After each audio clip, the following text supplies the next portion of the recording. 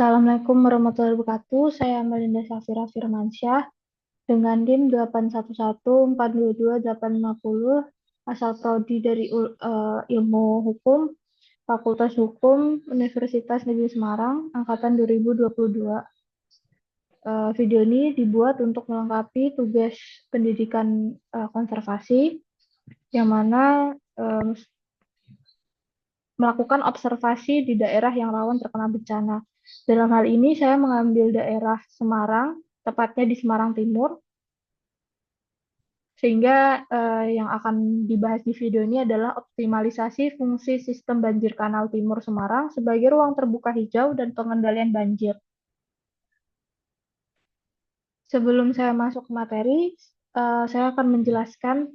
Kita tahu Semarang, ibu kota Jawa Tengah, rawan terkena bencana banjir karena beberapa faktor. Yang pertama ada faktor alam, faktor manusia, dan faktor klimatologi. Untuk faktor alam terdapat dari lokasi geografis, Semarang terletak di pantai utara Jawa sehingga rentan terhadap banjir rob atau pasang laut. Kemudian topografi, di kota Semarang memiliki topografi yang relatif datar dan rendah membuat air sulit mengalir keluar. Tidak hanya itu, Semarang juga dilalui beberapa sungai besar seperti Sungai Semarang, Sungai Tuntang, dan Sungai Kudus yang dapat menyebabkan banjir. Selanjutnya tadi ada faktor manusia. Yang pertama pembangunan yang tidak terkendali, yang kedua kerusakan lingkungan, yang ketiga sistem drainase yang kurang memadai.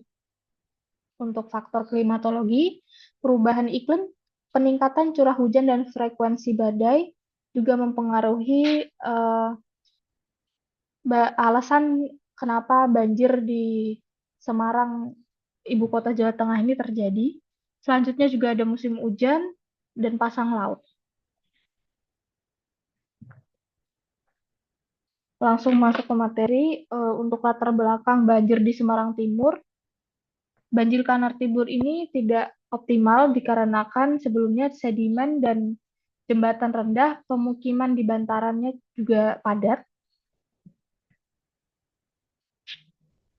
Untuk tujuan penelitian ini menganalisis ruang terbuka hijau publik kota, koridor hijau biru dalam menyelesaikan masalah banjir, koridor hijau biru dalam menambah suplai air bersih kota.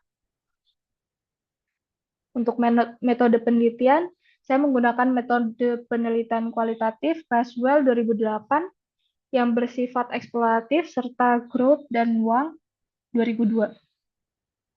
Pengumpulan data primer, tinjauan lapangan dengan mengamati, mewawancarai, dan melakukan pengambilan sampel air dari tanah. Metode analisis data menggunakan analisis deskriptif. Untuk kajian teori, ada prinsip ekologi lanskap serta prinsip ekohidraulik. Studi bandingnya saya mengambil dari wilayah Bisan Angmo, Kiopat. Berdasarkan hasil analisis, ruang terbuka hijau Kota Semarang terdapat peraturan berdasarkan Undang-Undang Nomor 26 Tahun 2007, setiap kota diwajibkan untuk memiliki ruang terbuka hijau sebesar 30%, yang mana luas Kota Semarang itu sekitar 37.370 hektar, maka kebutuhan ruang hijau kita adalah 11.241 hektar. Menurut data Dinas Kebersihan dan Pertamanan Kota Semarang,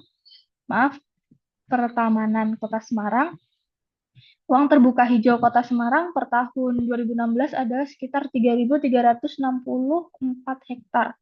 Untuk mencapai target 30% area hijau ini, maka diperlukan sekitar 7.778 hektar lagi. Analisis banjir.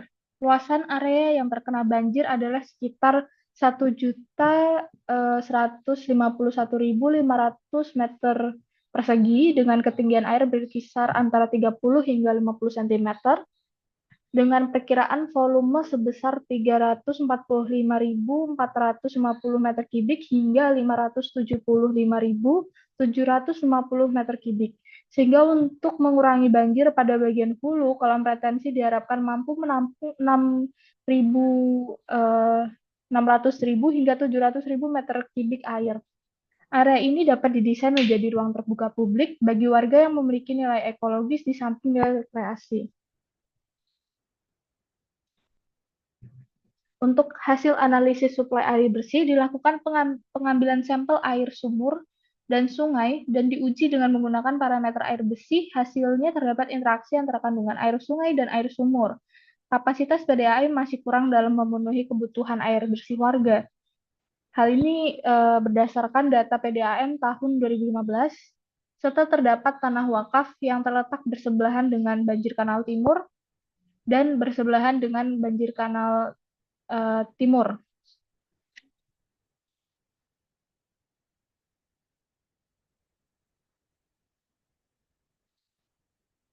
Dari hasil analisis pula dapat disimpulkan Pemkot Kota Semarang sudah membangun atau mempunyai rencana untuk mengurangi bencana atau menanggulangi bencana banjir ini melalui pembelokan sungai yang mana dapat memperlambat laju aliran sungai, constructed wetline, constructed wetlands, yaitu filtrasi air, kolam retensi yang menahan dan menyimpan air, eco-engineering, mencegah erosi dan sedimen. Untuk fasilitasnya berupa playground, kios makanan, area olahraga, area berkumpul, jogging track, jalur sepeda, toilet umum, dan parkir.